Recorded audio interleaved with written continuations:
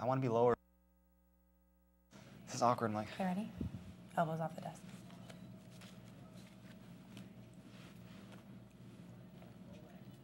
Today on CPTV, a Cal Poly fraternity has been placed on cease and desist by the university. the architecture department mourns the loss of one of their professors. And thousands of incoming freshmen are visiting campus for this weekend for open house.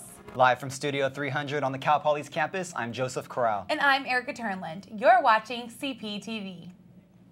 The Delta Sigma Phi fraternity is under investigation after police had to end a large party last Thursday. Police say hundreds of people were in attendance at a Playboy-themed party, which took place at the Monta Vista Place Apartments. One person was arrested for a drunken public and another for a DUI. The Cal Poly Office of Student Life and Leadership has ordered the fraternity to cease and desist all activities while the investigation takes place. The Interfraternity Council has also started an investigation. Right now, Delta Sigma Phi is unable to comment on the situation, but a spokesperson for IFC reported that the investigation will probably be finished by Monday. Sexual Assault Awareness Month may have a larger impact on Cal Poly's campus after a young woman was attacked last week. CPTV reporter Olivia Bickle tells us how a campus organization is teaming up with the police department to promote awareness. Police are investigating a sexual assault that occurred last Thursday night. A young woman was walking near the intersection of Hathaway and Longview when she was attacked. The suspect, who is described as a male in his 20s, knocked her to the ground and grabbed at her underwear. The victim managed to get away by kicking at the man and running to a friend's house nearby. Police say this is not the first time an attack like this has happened. This incident was the third of a set of sexual assaults that police believe are all related. The first attack happened on campus at the end of January, and the following assaults were off campus, each being 5 to 6 weeks apart. In each situation, the suspect attempted to grab at the young woman's underwear. University Police Chief Bill Watton says the attacks are more difficult to investigate because they were so spread out. He also says that taking safety precautions will lower your risk of being attacked. And always have a buddy to go with and stay with your friends. Don't ever get separated from your friends when you go out. Always come back together. These attacks come as a timely reminder of safety during April, which is Sexual Assault Awareness Month. SAFER is an organization on Cal Poly's campus that aims to educate students about sexual assault. In honor of the month, they are hosting educational events including self-defense workshops and sex talks. Both SAFER and Cal Poly Police are hopeful that they can lower the numbers of sexual assaults by educating people in the community. CPTV, Olivia Bickle. If you have any more information about these assaults, you can send an anonymous email to calpoly@tipnow.org. The architecture department suffered a serious loss this week. Arthur Chapman, a Cal Poly emeritus professor of architecture, died on Monday. Chapman was on a morning walk when he had a heart attack. Architecture Department head Henry DeHaan released a statement calling Chapman one of the department's most generous colleagues and mentors who has inspired generations of students, alumni, and faculty. Chapman's viewing will take place today, April 13th, between 3 and 5 p.m. at the Reese Family Mortuary. In lieu of flowers, the family is asking for donations to the Cal Poly Newman Center or to the charity of your choice. The Cal Poly faculty might go on strike again.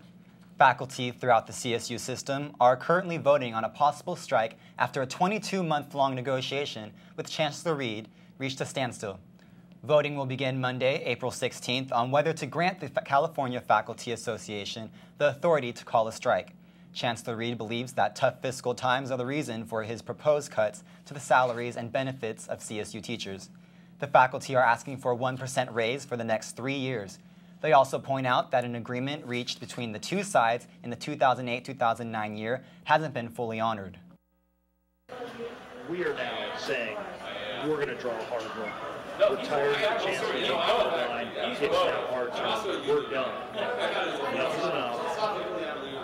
We're going to come back to the bargaining table. We're going to sit down and talk regulations. If the vote passes, the CFA will begin their strike at the start of the next school year in September. San Luis Obispo is hosting 30,000 guests this weekend for Cal Poly's annual open house. 200 clubs and organizations participate in the campus-wide event. It kicked off last night with a club preview at Farmers Market. Clubs had the opportunity to give incoming freshmen a taste of what their club is about. So many students come out, not only prospective students but current students. There's so much school spirit in the air, and everyone kind of rallies around student life and why they came here in the first place. The event continues throughout the weekend with campus and housing tours, a rodeo, parade, and a tractor pull. You can learn more about Cal Poly's open house at facebook.com/Cal Poly Open House. California has dedicated a new month to distracted driving, and CPTV reporter Jeremy J. went into why we should pay more attention while driving. This month is California's first Distracted Driving Awareness Month, and police agencies, including Cal Poly's University Police Department, will start cracking down on any driver that isn't abiding by the law. Police agencies across the state say they will be strictly enforcing a zero-tolerance policy for distracted driving. California started back in July 2008 when it banned cell phones in the driver's seat. A first-time fine for talking on a cell phone while driving is $159, and second-time offenders can expect to pay at least $279. I would not say because they're our student they're more or less prone to distracted driving, but I would say that age group probably is more prone to distracted driving than, say, somebody that's been driving for 15 or 20 years. A 2009 study conducted by the National Highway Traffic Safety Administration found that distracted drivers played a part in 11% of fatal accidents that year. That number was higher in drivers 29 and under. For them, 14% of fatal collisions involved distracted drivers. Once you have caused or created or been involved in a traffic collision and somebody is injured, you can't take that back. It only takes a split second. UPD statistics showed that agency issued 147 citations for distracted driving in 2011 and has issued 29 so far in 2012, while UPD has only issued 56 in 2009 and 2010 combined. CPTV, Jeremy J. Students list changing the music and air conditioning as other distractions while driving. Citizens of San Luis Obispo may not have to hang on to their quarters anymore. Find out what new advances have hit downtown streets. San Luis Obispo drivers are noticing something different about downtown parking. 400 new parking meters have been placed in the highest concentrated parking area. The new meters not only collect change like a typical meter, but also have the option of using a credit card. The reason for the new meters is to be a customer service benefit to making parking more convenient for shoppers. Cool, I think it's more flexible for people to come downtown and shop. I do think it's a little ridiculous that the city is spending their money on parking meters and there's so many other issues in SLO County. One other new thing about parking is that the prices for the meters have also gone up. Instead of costing shoppers $1.25 to park for an hour, it will now cost $1.50. Along with a rise in prices, starting in May, parking will no longer be free on Sundays.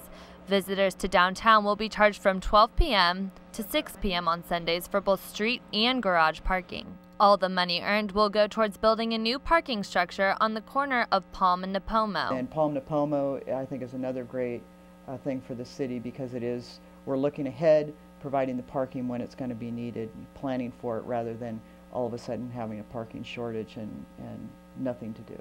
The structure will have 400 new spaces and will accommodate the growing of downtown businesses and the loss of 2 parking lots soon to come.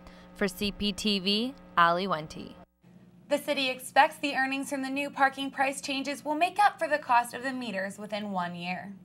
Coming up next on CPTV, find out if we have rain in the forecast for the rest of open house. And there's a new top crop in San Luis Obispo County for the first time in 20 years. And a local high school in San Luis Obispo is going solar. I'm going to go to the tractor pull and to the rodeo. It's been a rainy Friday the 13th, but it looks like this dreary weather is coming to an end. CPTV's weather reporter Lindsay McLeod has our weather update. How's it look, Lindsay? Thanks, Erica and Joseph. Well, the rainy weather should be leaving us later today and sunny next week. Behind me right now is a shot from yesterday with all the rain. We had a little bit of thunder, lightning, and even some hail in some areas. And today we could possibly still have more thunder. But it's probably going to be getting sunnier through the weekend, so open house is looking really good. Let's take a look at our weather headlines. All right, so like I said earlier, there is a possible chance of rain and thunder tonight, but mostly sunny for the rest of the week, and we're even looking at highs in the 70s, hitting 75 next week. Let's look at our 5-day forecast. All right, like I said, sunny the rest of the week. On Monday and Tuesday, it might be getting a little bit cloudy. Lows in the 40s, highs in the 70s. 75 on Tuesday, definitely going to be gorgeous for open house tomorrow too. So it should be really nice. Go outside, enjoy the weather. And that's it. Thanks, Joseph and Erica. Back to you guys. Thanks, Lindsay. Excited about the weather. Yeah, definitely. ASI elections are 2 weeks away, and this year there will only be one presidential candidate on the ballot. CPTV's Madison Murray talked to the uncontested nominee. I just want to put one on right now. Oh my god, they're so cute. Social Sciences junior Katie Morrow is currently running unopposed in the campaign for ASI president, but still plans on campaigning for the next 2 weeks leading up to Election Day. It's too late for any other names to appear on the ballot, but students will be able to write in another option if they choose. Yeah, I think the best thing about running unopposed is that, you know, it just makes it a very real campaign. It's not like I'm looking to the side and seeing what's he doing, what is she doing. It's coming from where I want it to come from. Morrow has participated in ASI since her sophomore year and is currently the chief of staff of ASI. Last year's election received a record high voter turnout of 37%. Other CSUs are blown away by the numbers that we get. They're blown away by how many people turn out to come and run, and they're blown away by the numbers that come out to vote. So 37% doesn't sound like a lot, but it's actually incredible. Katie's platform is focusing on taking ASI to the next step, from communication to advocacy. How we communicate with the students, both, you know, getting information out to them and receiving information. And then I want to take the next step into using that information so that every time we go and speak on their behalf, we're doing it about all 18,000 students, and not just the loudest ones, not just our friends, but really, you know, a broad scope of that. For CPTV, Madison DeMurray. Students can cast their vote for ASI president on Monday, April 25th on their Cal Poly portal. 2 more speakers came to Cal Poly this week to reveal their ideas and plans to build a better future for humanity. The Forum at Poly finished its Human Impact series this week with 2 final talks about sustainable architecture and climate change. Cal Poly architecture professor Carmen Trudell gave a talk called Optimistic Architecture, Redirected Energies of the Earth's Most Invasive Species. She discussed sustainable architecture and how it can be used to actively produce and interact with energy rather than wasting it within the home or workplace. Retired astrophysicist Ray Y. Min discussed the human impact on climate change and its future effects. The focus of the talk was identifying various devices people use to discredit the global warming phenomenon and the science that can prove its existence. Members of the forum are satisfied with the support for this year's forum and plan to bring more controversial speakers to Cal Poly. The big thing for us is, we have these sort of 3 main talking points. That talks are thought-provoking, they're accessible, and they're free, and we've held true to that, and we will continue to do so. To keep up to date on the latest events from the forum, check them out on Facebook at The Forum 2012. For the first time in 20 years, wine grapes are not the top crop in San Luis Obispo County. CPTV's Ed Zucchelli found out why the crop had a sudden decline last year. A new report says wine grapes are no longer the top crop grown in San Luis Obispo County. According to the SLO County Department of Agriculture's crop report, strawberries overtook wine grapes as the top crop. Strawberries now sit on the top for the first time in county history after seeing an over 40% increase in fresh market berries and a 28% increase in processed berries. Strawberry acreage has gone up considerably. Strawberry consumption has continued to increase in the U.S. The beautiful thing is a lot of the new strawberry varieties that have been released actually allow production almost year-round. Wine grapes were the most profitable crop in the county for the previous 20 years. The crop saw a 34% decline in production after severe frost hit the grapes in early April 2011. We had a devastating frost on April the 8th and 9th that didn't hit the host state, but it certainly hit Paso Robles very hard. Certain regions of Paso Robles, which put the crop behind. And on top of that, we had a very cool and cloudy summertime, which led to a lot of mildew and a lot of rot. The smaller yields for 2011 means there will be changes in price of wine in the near future. It's a good effect if you're a vineyard owner because you're going to get a higher price for your grapes than you've probably ever seen.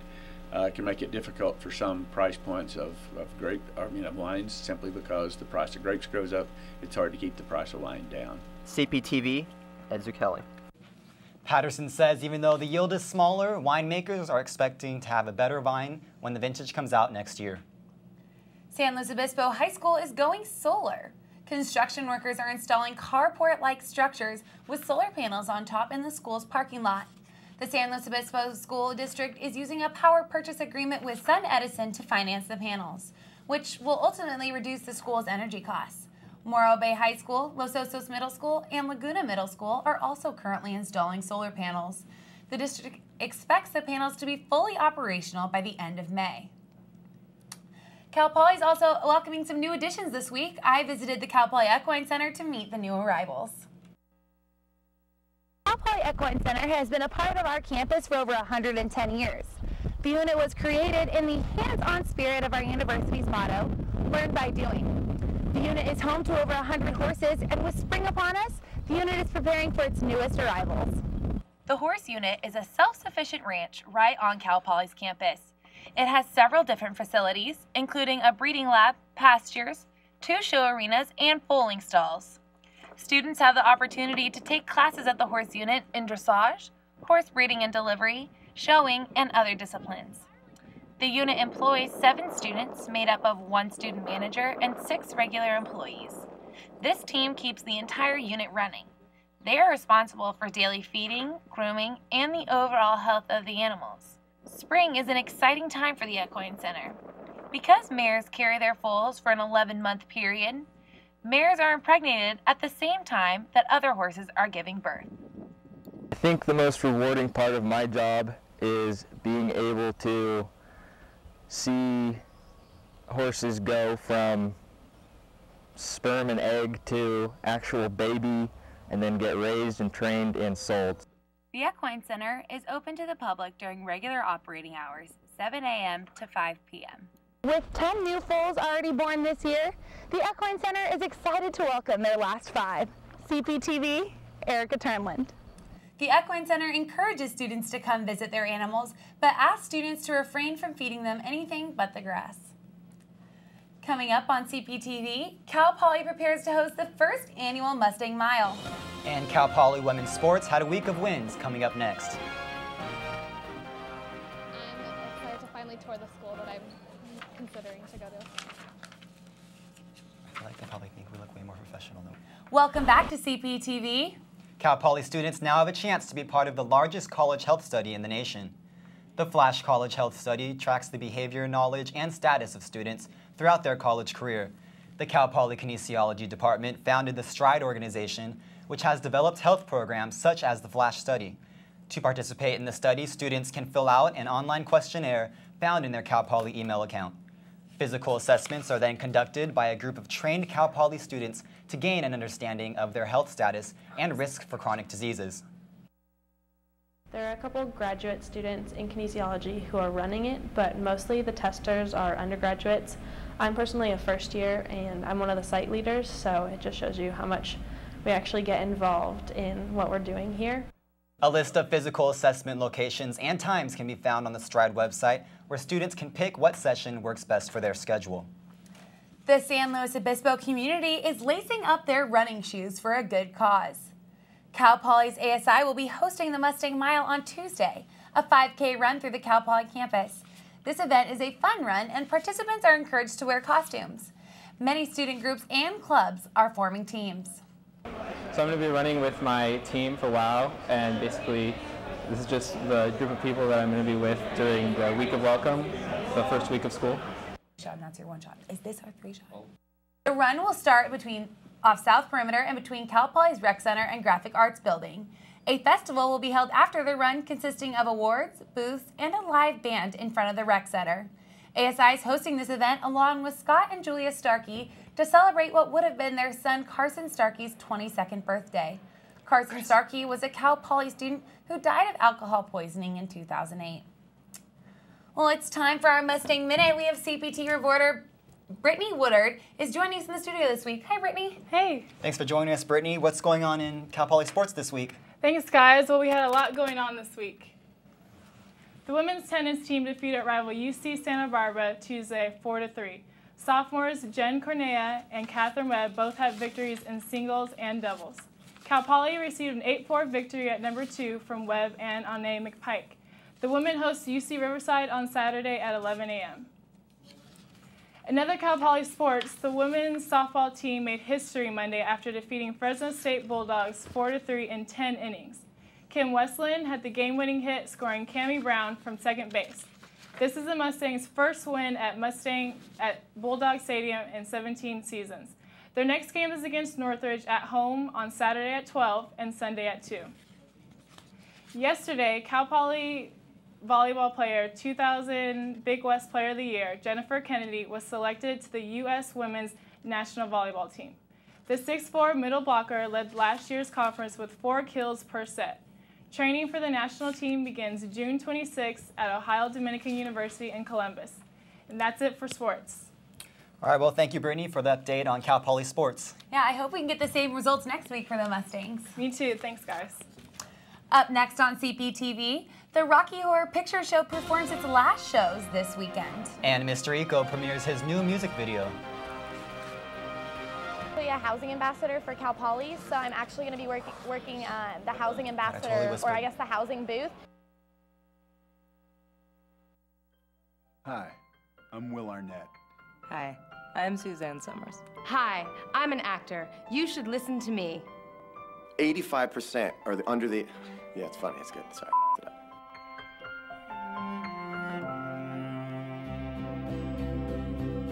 I know what you're thinking. Oh, they're going to ask me for money soon. Just keep watching. You want to get racked in the nuts with some stats? Here we go. Malaria kills more than 2,000 kids a day. Still interested? Nice. You're a good person. A simple $10 mosquito net can protect a child. Hitting you up for money in 5, 4, 3, 2, 1, now. Text the word NET to 85944 to make a $1 million donation to Malaria No More. What's that? Oh, it's only $10. It's only $10. Messaging and data rates may apply.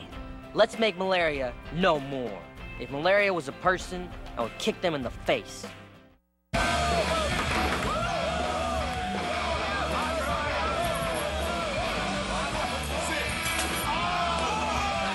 driving.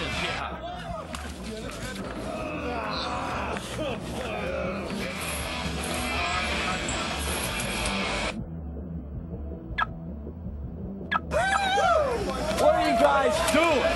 Friends do whatever it takes to stop friends from driving drunk. Welcome back to CPTV. It's time for your Pollywood Minute. Kellogg Productions is performing their last Rocky Horror Picture Show live on stage.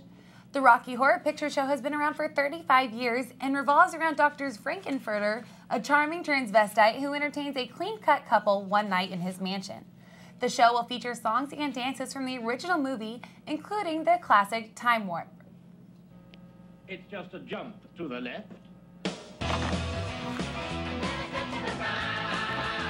With your hands on your hips. The performances will be at Unity Church at 8 p.m. on Friday and Saturday nights. Attendees must be 17 or older. Dance company Deo Dances will be performing on campus this weekend. Cal Poly dance teacher Lisa Deo choreographed 2 new pieces for the show, My Village and Dilemma. My Village mixes Catalan folk songs and contemporary music, while Dilemma is inspired by the book Go Dog Go. The show also features Deo's choreography in The Red Shoes and sketches on the spectrum. And so typically one of my performances will have between 3 and 5 different ballets in it. Even though the movement is a mix of ballet, jazz, modern, and musical theater, each one is one complete idea. And so it's kind of a mixed bag. The company features dancers from all over the country. The show will be performed tonight at 8 p.m. and Sunday at 7 p.m. in Spanos Theater. Cal Poly's own superhero, Mr. Eco, has released a new environmental music video. Look. Okay, keep talking. Read off your script. Here. Launched at the end of March. I partnered with the Air Pollution Control District, the Clean Cities Coalition, and San Luis Obispo Car Fleet to create a video about clean transportation. The video took first place in the San Luis Obispo Green Shorts Film Festival and third place in Santa Barbara's. Along with the Traffic Solution Award, he is releasing his parody album, Get Green or Die Trying on Earth Day. You can purchase the album on his website, MrEcoMusic.com. On top of that, Mr. Eco recently partnered up with SOAR and WOW to help students find ways to make freshman living environmentally friendly. Cal Poly's organic farm is now open for springtime business. The farm, managed by students, faculty, and staff, produces varieties of produce sold to the local community to support Cal Poly's organic farm. Visit them Wednesdays on campus from 2 to 6 p.m. or at the Thursdays Farmers Market downtown. For more information, as well as other times and locations to buy the farm's produce, visit their website. Well, that's it for today. Thanks for tuning in to CPTV. You can catch us every Friday on Charter Channel 19 and on Campus Channel 2. You can also find our broadcasts on the Mustang Daily website, www.mustangdaily.net. Thanks for watching and have a wonderful weekend, Cal Poly.